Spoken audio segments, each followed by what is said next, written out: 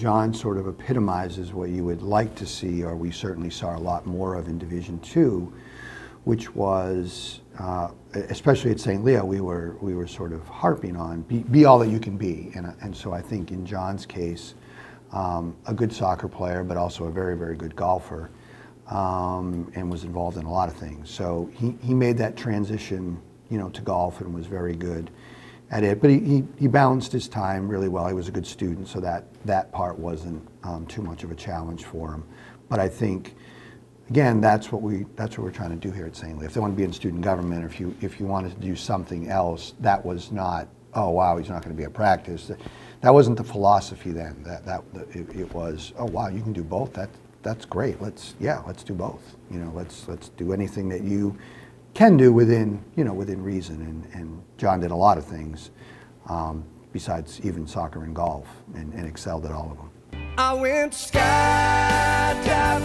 I went Rocky Mountain climbing, I went 2.7 seconds on a bull named Blue Manchu, and I looked deeper. I got a chance to meet John. The first time I ever met him was when he was serving as a student athlete representative on the National Student Athlete Advisory Committee. I had just been appointed the director, and that was one of the groups I got a chance to work with, and got to know John really well through that group. He ultimately became the chair of the Student Athlete Advisory Committee. It's also where he met his now wife, Nicole. And the one thing I always remembered about John when he served on that group is just how much he cared about wanting to ensure that Division II student athletes had a great experience, and so just worked so hard to ensure that they had a voice in the structure, and that their experience and what was important to them was really paramount in all of the conversations. And then I went skydiving. He got involved in SAC at a school level, regional level, and then really at a time when some great changes were occurring in Division II.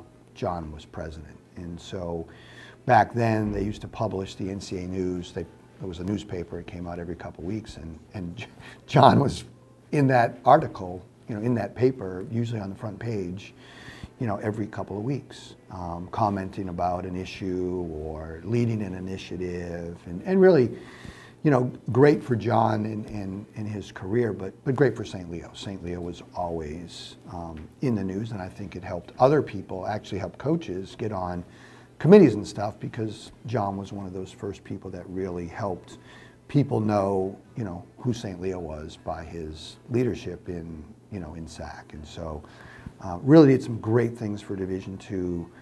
He also was a part of the Student Athlete Advisory Committee when the division initially started its partnership with the Make-A-Wish organization.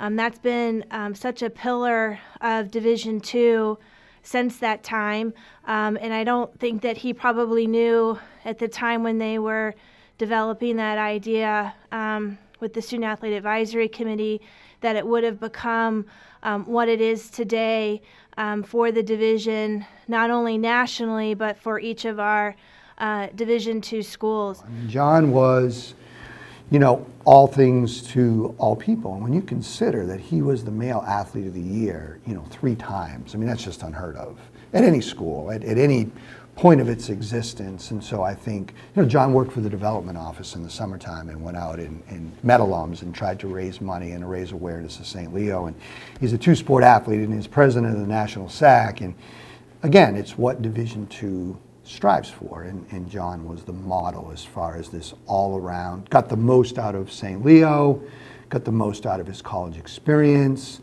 And that type of all around, athlete, person, student, just doesn't come along, very often. So I'm really happy for John that he's being recognized, by going into the Hall of Fame for just the great all around career that he had at St. Leo, and, has, you know, came back and even worked for his alma mater in athletics as well. So I think it's a very deserving honor for a guy that really was, you know, and I know people laugh about this, you know, but he was Mr. St. Leo. I mean, that's who he was, and he should own that and be proud of that label because he was exceptional.